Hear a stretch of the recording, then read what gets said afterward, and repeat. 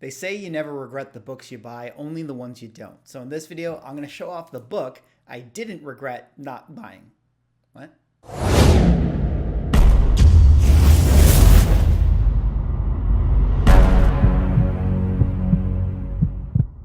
Ladies and gentlemen, welcome back to another video with Swaggle.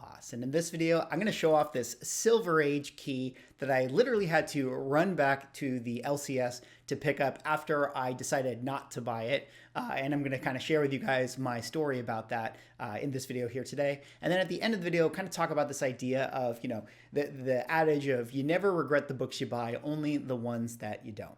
But before I get into the video for today and showing off the book, if you guys could drop me a like or a comment or subscribe if you're enjoying the content, help support the channel, do one of those things, and I would appreciate it. But let's get into this video right here today, or let's get into the story behind this one.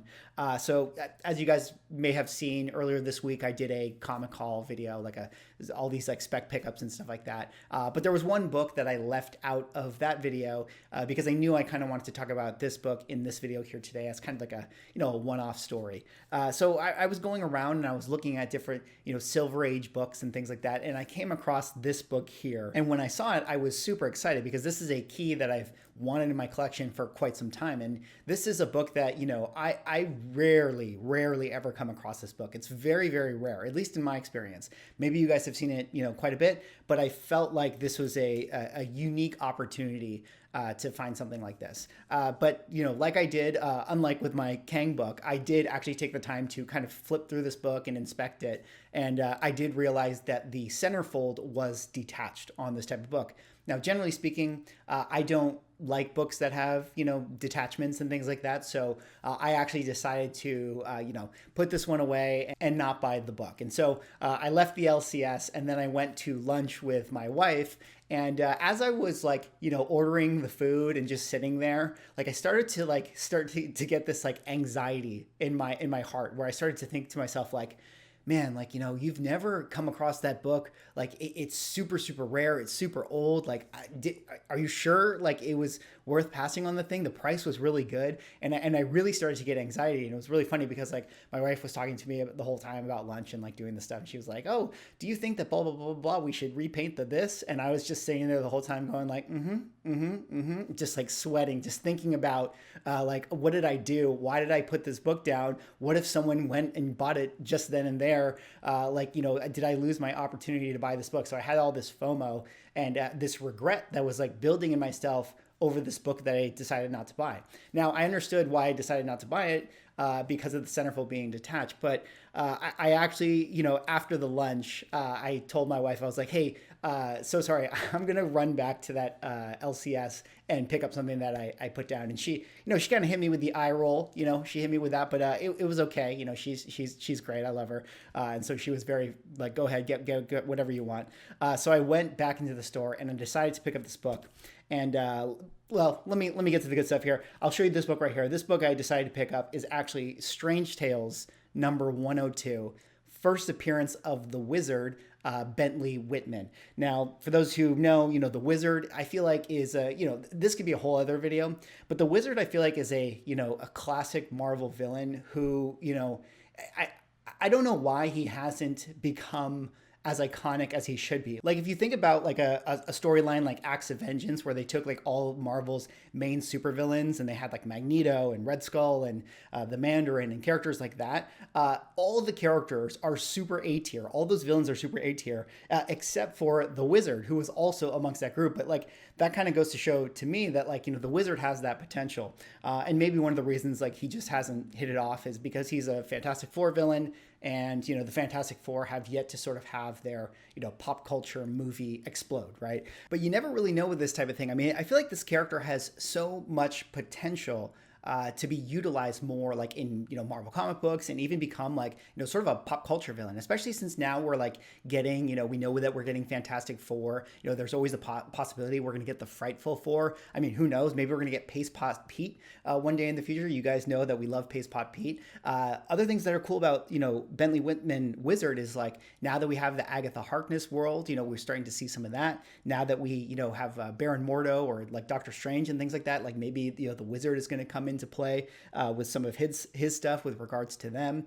So I really like this character overall. And one of the cool things is, I put a lot of stock into, characters being utilized in current Marvel comic books. And the Wizard, I feel like, has, consistently been used all throughout the years. Like, of course, like all villains and heroes, like there will be times when they kind of check out or they'll be utilized in other stuff. But the Wizard over and over again keeps showing up in comic books, and I like that, and that gives me hope that that one day Marvel might utilize him here. So I think he's a really, really cool character. I love what they've done with his kind of character design over the years. I feel like they've really, really improved it. So it feels like he's becoming a villain that is more ownable, more iconic to like his own persona. But this book right here is a 1962 book, and it is really one that I feel like it does not show up too often. Like, it's pretty rare overall. And just when I think about like the Strange Tales series in general, especially this era, like anything before number 110, before we get that first appearance of Doctor Strange, I feel like these books are just, it's really hard to come across these things. And for that reason, I decided to, pick it up and go back to the LCS to get it, even though it has the centerfold detached. And this is kind of like leads to that part of the conversation of the, you never regret the books that you buy, only the ones that you don't. And while I think that there's some, merit to a statement like that, I'm not actually sure if that's totally true. I mean, I'm sure that there are books that you regret buying when you buy them, depending on the deal that you got from. But focusing on the second half of it, the books that you regret not buying, I really do think that is something that is really true in our hobby. And for a book like this, for me, I think one of the things about it and why I really wanted to get it when I did, especially being the price that it was sold at, it was like half the price of what I could see for something like this on eBay. I think sometimes it's important to just get your foot in the door, right? Like, this is not to say that this is going to be the copy, the centerfold detached version that like is going to be the one that I have forever. One day I might come across another version of this book and be able to, pick that one up and then move on with this one and upgrade the stuff that I have in my collection. And so that's kind of one of the things I think is really interesting with the, not regretting the books that you don't buy. Sometimes it's just sort of good to be in the club, right? You just want to get your hands on that book because that then gives you options later on in the future to, either upgrade it or move it, or if you decide you want to get rid of it, that's totally fine. So I do think that, some kinds of FOMO or, looking at an adage like that can help us, get the books that we want and help us always improve our collection. And when I think about it anecdotally, just for myself, and I think about like all of the various books over the years that I decided to not pick up or not buy, there's definitely quite a few of them that I regret not doing that. And so this time around, I was like, all right, Mickey, you're not going to make this mistake. You're going to pick up this book because this is low key one that I have always, wanted in my collection. I'm really into Silver Age stuff, and I really love these old Strange Tales books. So even though the centerfold was detached, I was like, you know what, just do it. And even now, me like thinking about it like days later, I so do not regret picking this one up. But I do think overall as comic collectors, it's a hard line to thread, this idea of like,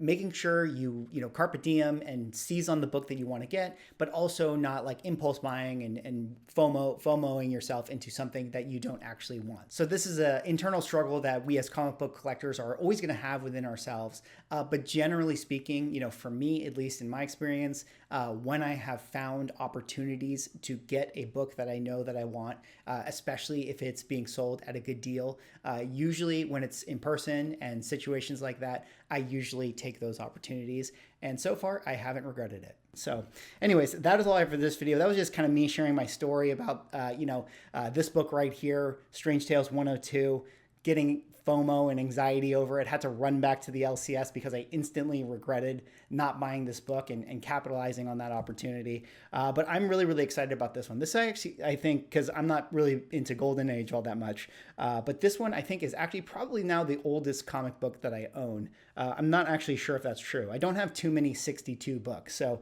anytime you can get a 1962 book, I think that is actually a great thing to have in a collection. So really excited about this one, Strange Tales 102. And yeah, that is all I have for this video. Join me, like, comment, subscribe if you're enjoying the content. Happy Friday, and I'll see you in the next one.